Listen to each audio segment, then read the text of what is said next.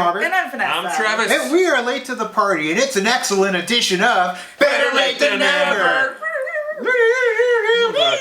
Oh wait, that's Wayne's World. But you got that dynamic duo, Bill and Ted, man. Bill and Ted going on those excellent adventures, bogus journeys, and soon they will be facing the music. But the one that started it all, the one that could have been a very different type of movie. Oh yes. Bill and Ted's Excellent Adventure. Released February 17th of the year of our Lord 1989. 89, I missed that on the Free For All Schmodown question because movie release dates, I don't know. Dude, this movie only had a budget of $6.5 million. Right. Made $40.5 million at the box office. Did good. So, directed by Stephen Herrick. Yep. And of course stars George Carlin. Yep. Alex Winter. Yep. And the breathtaking breathtaking man, Keanu Reeves. John Wick himself. Absolutely. One thing I didn't know is that this was written by Ed Sullivan and Chris Mathewson based on a stand-up routine they did. Yeah, it was actually Bill and Ted and Bob. And they didn't know that. Bob didn't want to commit to the character, and they just dumped Bob, and it went with Bill and Ted. Which they did the whole thing, like they did time traveling in a van. Yeah, but originally, but that's too similar to Back to the Future. So it was kind of like a DeLorean, so they X'd that and decided to go more Doctor Who and go with an American the phone booth. Which is crazy because this movie definitely is one that is the Americanized Doctor Who when it comes to time traveling in a phone box, and yet you can tell the dumb Americans, excellent, like over the top teenagers that are just very relative to us growing up versus Doctor Who, which is a little bit more proper. We had Inspector Spacetime American, and then there was, of course, Inspector Spacetime British, and this one still cemented itself as pop culture fan favorite ever since its release in 1989. Yep, spawned 2 sequels, 2 TV shows, 1 live action show, live one action animated toys, show. cereal, weird live action show. Yeah, it was only 7 episodes long. Was it Fox, I think? Yes, of course it was Fox. And then Deke and Hanna-Barbera did the cartoons. Deke! And it was definitely at a height where those popular movies became cartoons. Right. Yeah. Yeah. Yeah, Back to the Future, to everything. Yeah. Shall we watch this? Because I think we could keep going on without even watching this. We will keep going on. We'll just interact our own trailer. Even Orion now, back to right. A motion picture so grand, so magnificent, and so vast, it spans 7,000 years. No way! Something amiss at the Circle K. But it starts with Bill. Wild Sally. Who was Joan of Arc? And Ted. Noah's wife. Noah's wife? We're in danger of flunking most heinously tomorrow. Salad A dressing. force from the future. Can we go anywhere we want at any time? You can do anything you want. Is putting history at their fingertips. Let's reach out and touch someone. They're traveling through time. How's it going, Royal Ugly Dudes? Put them in the Iron Maiden. Excellent. Execute them. Bogus. How's it going, dude? I love They're Napoleon. making a big impression. And he goes back. Yeah, he pulls over. They're home. Buddy, get together. Remember who your buddy Didn't is. even card us. Trash. The 20th I century. love the whole scene in the mall. Keanu He didn't Reeves. say that. Alex Winter. Oh wait, yeah, you know. Napoleon. You hear it? We're from history. Billy the Kid. Joan of Arc. Jane Whelan. Sigmund Freud. Tell me about But your mother. You a musician? Beethoven. Yeah. You think? Abraham Lincoln. Party on, dudes! So great. Socrates. George Carlin. So glad. history. If you guys are really us, what number are we thinking of? 69, dudes. Bill and Ted's Excellent! Excellent. Excellent Adventure. Excellent. Party on, dude. Party on, dudes. Oh man. I just realized is that they do the party on thing first before Wayne's World. That they do. Yeah. As far as like movie goes, because Wayne's World came out later. Yeah, it's true. The music. We'll just start with the music in this, because music is a big part of Bill and Ted's. Absolutely. I mean, that's why we're getting Face the Music. Bill and Ted's are going to be the artists, the musicians that bring peace to the galaxy across the universe. the Wild Stallions, and you know what? They haven't done it yet. But here, this is the smaller scale story in terms of they gotta pass that test. Otherwise, they're gonna be split up forever. Bill's gonna end up going off and living his existence with Missy and his dad. And then the planets would never align. And Ted would be stuck in military school and become John Wick, which he did in one of the freaking dimensions. But yeah, they need the planets to align. They need to bring peace to the galaxy through their songs. And that's where it all starts here, man. And I love that it gets so bad of, trying to stop them from doing this that you end up spawning the sequel, Bogus Journey. They get murdered. Straight up murdered. By themselves. That's what's cool about this story, is that the first film is all about the time travel element and trying to get back in time and pass the test. The next one is basically just trying to get back to life. Morbid. Yeah, it's dark. It's much darker than the first film. And they have to leave their fate up to playing games with death. But we don't get to that point. We don't get to that point unless we pass that test. And getting that cast of characters, getting Socrates and Billy the Kid and Joan of Arc and Genghis Khan and Beethoven, Abraham Lincoln, like we're getting all these characters. We are as dust in the wind. Dust, wind. Dust, wind. Dude. He gets all excited. Our lives are like sands in the times of the hourglass. These are the days of our lives. These are the days of our lives. Such a quotable movie, too. Incredibly quotable film, and the characters, too. I think that's why you can't really recreate or at least copy and paste this film, at least with the cartoons or the live action. It doesn't work because these characters fit so well. Like, if they recast any one of the historical figures in this film, it wouldn't work for me. And there was actual production footage of Ted's father. They got the actor from Bill and Ted's and Bogus Journey, and he's back again for Face the Music.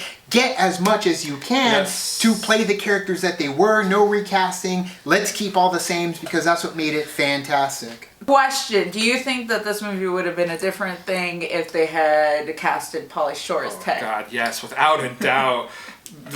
I still would have loved it. I would have loved it. I don't know, man. Well, back in that time, Keanu Reeves was like the first one that they offered a role to. And during the auditions, I mean, they were still bringing in other people to audition for Bill. And Alex Winter and Keanu Reeves were like in the lobby kind of just getting to know each other. And they were like really hit it off and realized they had a lot in common, and they were just going back and forth. The fact that even the actors didn't know what roles they were auditioning for. Right. And if I'm not mistaken, didn't the writers or the... I think they were reversed at one point. And then they were like, oh, actually, you're Ted and you're Bill. That actually fits so much better. And it's good. I will say that you don't get enough credit to these casting directors, that do these castings. Yep. Because when you watch a lot of these movies and stuff, you're just like, man, the chemistry that they have between these two people are amazing. Granted, there are times where you're like, they don't really fit. Yeah, sure. But I feel like casting directors, it's an art. It has to be. You have to have like that what's the word I'm looking for? The eye for talent. The eye for talent. Not just the talent, though. It's the relationships with other actors. Right, but it's the talent that meshes well together, because you could have all the talents in the world, but some people just do not fit with each other. Look at Eric Stoltz. Eric Stoltz is a talented actor, but couldn't do shit as Marty McFly. True. Right. So it's just sometimes it doesn't work out, but you're seeing just that charisma and that character, that energy that's brought to these roles. Granted, they wanted Michael J. Fox. Of course, but granted, they wanted Michael J. Fox first. Right. Time-traveling movies are all over and wobbly. And they ended up going with the right choice, clearly, because I think when you do get the right choice, that's when it cements itself in pop culture. That's when it stays throughout time. Just like Bill and Ted, you have Alex Winter and you have Keanu Reeves. Now, granted, this movie has cemented itself in pop culture, but I feel like Keanu Reeves has taken himself out and been like on his own, because like he's got The Matrix, we've got John Wick. He has really cemented himself as a higher actor. Yes, because with this he had Parenthood and stuff like that, where he was always the geeky kind of burnout kind of guy. Kind of the burnout. And it was very interesting to watch this movie and then have him go and be a more serious role, like Johnny Speed, Utah and freaking Johnny Utah and Speed and all those movies, and it was just like, So that's Keanu Reeves too. So and Matrix. Right, and Point Break, man, when he was Johnny Utah, like that was, I think, the first time I saw him as in anything outside of Ted. And then, of course, Speed right after that was like where he found his pitch perfect, you know, action star Keanu Reeves.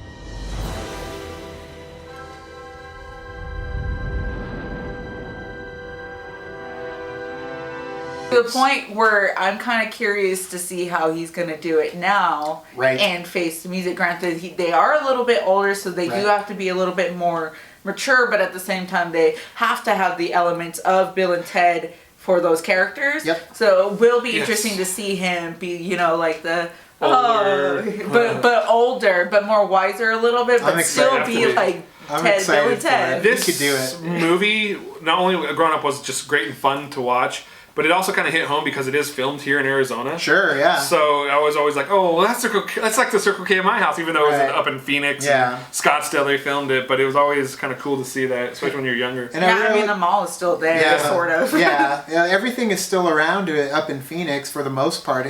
I don't think the school is, but everything is now. The school is. They just haven't remodeled it, but the roof is still the same. All right. Well, we want to do a filming locations eventually for Bill and Ted's Excellent Adventure. When it comes down to this film too, what I do love is that one of the historical figures stays behind while they go on all these adventures and ends up, hanging out with Deacon, Ted's brother, and Napoleon Dynamite. Is one of the shining moments of Bill and Ted. Napoleon Dynamite? Napoleon Dynamite. Said Napoleon Dynamite. Yes, he did. That Napoleon Bonaparte. He's dynamite. That's hilarious. Sure. Napoleon. I get it. It was funny because originally, they were going to bring Hitler back. Go to Nazi Germany, bring Hitler, and Hitler is going to be in San Dimas. Shove a pineapple up his ass. I think it was very smart they didn't go that route. I think they knew what controversy would cause, and I think it was brilliant to go with Napoleon. He is such a good addition to this film, especially going to Waterloo at the water slides, like the music too. The music again, every aspect of this film. The music that plays, when he's going down and he's riding the slides. He's all telling the little girl how to ride. He's all. Boys and the girls are doing it. And the music at the mall too. Do you wanna play? Yeah. And freaking Socrates and Billy the Kid. And he's got the gun. So great behind him with the cap gun. And of course, Joan of Arc doing Joan of Arc doing the jazzercise. Gene Whelan from the Go-Go's. Getting all crazy going on like that on the piano. What is a geek? Eating his hot dog on a stick. The music in all aspects of this film, every scene, even the music when they go back or they go to the future and the music's playing in the background, every song throughout this film fits that tone that is Bill and Ted's when it comes to the music. I love how we started with music and now we're coming to the end with the music because it is so all about the music. It's very important. I mean, like you said before, the whole movies, all three movies that are coming, it's about that one song that just brings harmony and peace to the world. And I feel like that is kind of what's missing in the second movie because it doesn't really feel that way. You're more on the adventure and it's a heavily scored soundtrack when it comes down to it. So for me, it doesn't feel the same. It feels different. It does, and it has good moments of it too, and it's a fun adventure. But for me, so creepy, Granny. A little kiss on the mouth, right here. But I think when I come down to which movie do I like best out of these two so far that I've seen, definitely the original, without a question. Can we also talk about how, like, as they get towards the end of the movie, when they're trying to spoilers, when they're trying to break them out of jail, and they go through this whole we have to remember to leave my cup of soda here like when I'm thirsty. And it's so funny. They go through like this. It's like, how many times did they go through this scenario? Right. Because they're like, wait, duck, and like all this different things. We're cracking open another conversation here. The fact that Bill and Ted are not the prime timeline. Right, that's so true. And how long has this timeline been going? And you see it on Rufus's face too when he rolls his eyes. How many times has Rufus had to listen to that because he's been ushering them all? Pull your clock. Yeah, don't forget to wind your watch. It happened before, which makes me wonder what was the prime timeline like. That's so true. To get it to where it's manageable through the echoes of time. Remember to get the tape recorder, Ted. set a timer on it for 2:13. Got it? Got it. To be able to be successful. Right, because there's like that part they're like, remember the guy comes this way. Right. It's like, did they get caught? Yeah. Like, what happened? Did they? They had time like, to do the whole how far? Like wild stallion time, symbol on the typewriter. It was like how each time they were going, it's like how far did they go to Every the point where time. they had to go back and do it again, and then go back and do it again. So it's like, how many times did they get killed? Like, it's the whole Yeah. Rick and Morty aspect. Hanging that trash can above the freaking jail cell. Trash can. Remember the trash can. Trash can, what are you talking about? Who would have not noticed that? Yeah, no one noticed the trash can whatsoever. Yeah. Trash can. Trash. And that's what's fun and timey-wimey about Bill and Ted's Excellent Adventure. So, I mean, guys, we cannot wait for Face the Music. Nope. Bill and Ted's, I'm hoping that we're going to get some of this stuff seep back into it. I feel like with good trilogies, they always tie back to the first one. Mm-hmm. So, yes, we know the phone box is going to be there. So when it comes down to some of the characters, I'm hoping we'll see some. I mean, we even maybe with there has been pictures being out there. I think Entertainment Weekly did show, or somebody showed it, and you do see that they do bring elements of the first or the second one as well, with a picture of the Grim Reaper or Death. Right? Yeah, absolutely. We're getting Death. So once they're bringing again. both together. Yeah, I can't wait for it, guys. What did you think of Bill and Ted's? Which one's your favorite? I think it's going to be unanimous, but what's your favorite scene from Bill and Ted's Excellent Adventure? Hell, even Bogus Journey. Station! Tell us Give down our in the love comments to the below. late, or Give our love to the princess. Who? You'll see. Yeah, and one of the princesses, You'll she's in Better Off Dead as well. I love it because he's like, you'll see. Like, I You'll just love the see. way that he's Because his whole mannerism. I know, His the head kind of goes back. The mannerisms, yes. Yeah. But either way, thank you guys. You can like and subscribe. And do the thing on our Facebook, Twitter, Tumblr, Instagram, start out. All the social networking ginger and you know where they are. Kicking the party, fuel the party, keep the party going on our Patreon. Gets us where we need to go. You know, I can't see anybody else's Billy the Kid after. They could get Emilio Estevez to be Billy the Kid. In this one, I'd be okay with that. He's You know too who old. I would Too want? old to begin the training. But thank you guys so much, and as always, Now it's time to say goodbye. bye. Were you gonna pick? We're fan casting now. Who do you want to be Abraham Lincoln? Either way. Let's see. We can Party get on! We'll just get we'll just cut scenes from Lincoln, and we'll just have Daniel Day-Lewis do it. Just cut the scenes in. Mouth it over, party on, dudes, bad lip reading. But thank you guys so much, and as always, Now it's time to say goodbye. party is over. And be excellent to each other. Party on, dudes.